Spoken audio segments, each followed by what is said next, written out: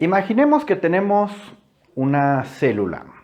Esta célula está delimitada por su membrana plasmática y esa membrana es impermeable a los iones. Las concentraciones iónicas dentro de la célula y fuera de la célula son diferentes. Te voy a dejar aquí una tablita donde vienen los valores de concentraciones iónicas intracelulares y extracelulares. Toma en cuenta que dependiendo la literatura, estos valores pueden variar. Imaginemos que de repente le agregamos un canal iónico a esta célula. Este canal iónico correspondería a un tipo de canal de fuga, que es un tipo de canal del cual hablamos en el video anterior, que si no tuviste la oportunidad de verlo, lo puedes checar en este momento para saber de lo que estamos hablando. Añadimos un solo canal de fuga que va a ser específico para el potasio. Al momento de agregarlo, estamos abriendo una comunicación entre el espacio intracelular y el espacio extracelular. Y como la diferencia de concentración de potasio es hacia afuera, o sea, hay más potasio adentro de la célula que afuera de la célula, cuando se abre la comunicación, el potasio va a empezar a fluir hacia afuera.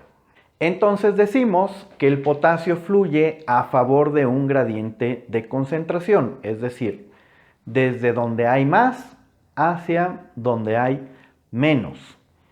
Esta fuerza que impulsa al potasio a salir lo vamos a llamar la fuerza de arrastre químico, porque depende del gradiente de concentración del potasio. Si esta comunicación se mantiene, pues el potasio seguirá fluyendo hacia afuera. Es lógico pensar que si no hay nada que le impida al potasio salir de la célula, este va a fluir hasta que las concentraciones se igualen, hasta que haya tanto potasio adentro como afuera. Pero en la realidad esto no sucedería. ¿Por qué no sucedería? Porque el potasio es un ion y es un ion positivo, es decir, tiene una carga eléctrica positiva. Entonces, ¿qué pasa con esta carga? Bueno, cuando el potasio empieza a salir de la célula, el interior de la célula pierde cargas positivas, lo cual hace que el interior empiece a volverse negativo. Mientras más potasio sale de la célula, más negativo se vuelve el interior. Y cuando esa carga negativa es muy intensa, empieza a jalar la carga positiva del potasio hacia adentro. Y entonces ahora el potasio, en lugar de fluir hacia afuera, fluye hacia adentro. Tenemos que la flecha de flujo se invierte y el flujo del potasio es a favor de un gradiente, pero de un gradiente eléctrico, desde lo positivo hacia lo negativo.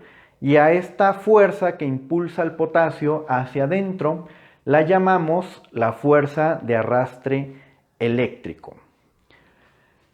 Mientras la fuerza de arrastre eléctrico lleva el potasio hacia el interior, las cargas positivas que gana el interior de la célula hace que este interior vuelva a recuperar su positividad y eventualmente esa positividad hará que la fuerza de arrastre químico predomine sobre la de arrastre eléctrico y empujará el potasio nuevamente hacia el exterior. En algún momento y de manera espontánea, la fuerza de arrastre químico y la fuerza de arrastre eléctrico encontrarán un equilibrio, es decir, se volverán iguales. O dicho de otra manera, la fuerza que impulsa el potasio hacia afuera y la fuerza que impulsa el potasio hacia adentro se van a volver iguales. Y en ese momento, ¿qué va a pasar?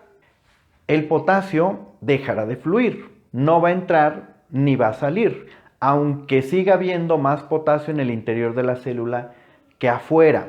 En este punto decimos que el potasio ha alcanzado su equilibrio y en este punto la fuerza de arrastre químico es igual a la fuerza de arrastre eléctrico. Si en este punto yo introduzco un electrodo a la célula y lo comparo con uno en el exterior para medir la diferencia transmembranal que existe, yo voy a encontrar que la diferencia es de menos 90 milivolts. Y entonces voy a decir que este valor es el potencial de equilibrio para el ion potasio.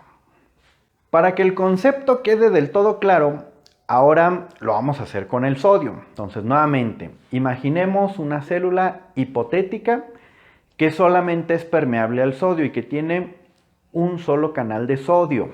Si consultamos las concentraciones iónicas del sodio, se darán cuenta que hay mucho más sodio en el exterior que en el interior.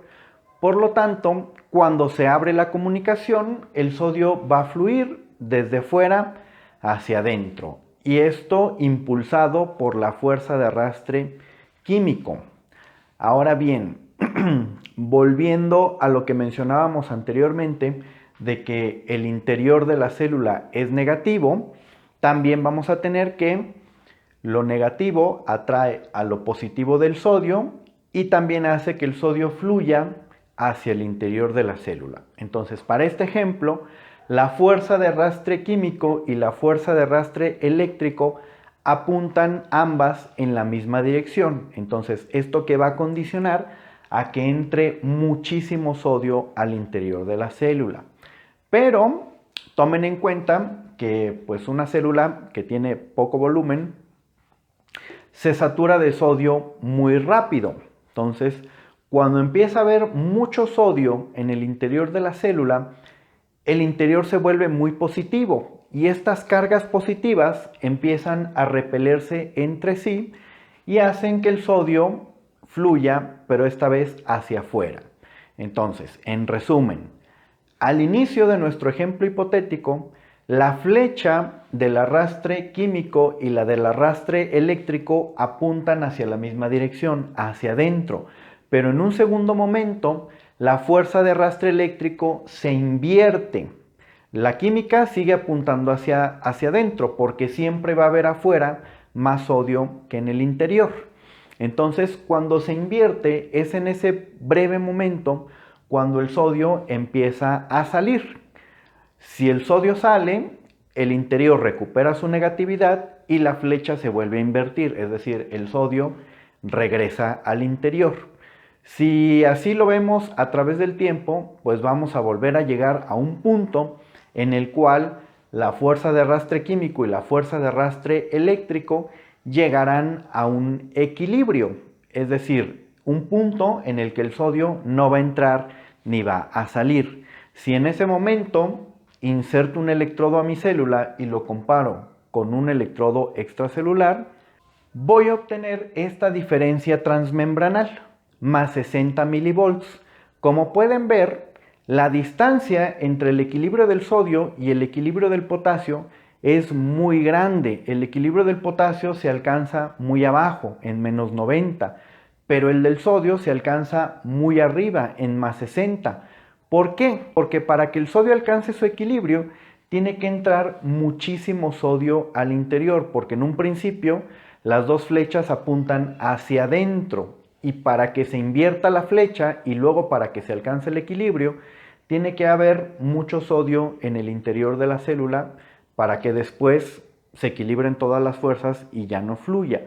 Entonces vamos a decir que este valor es el potencial de equilibrio para el ion de sodio.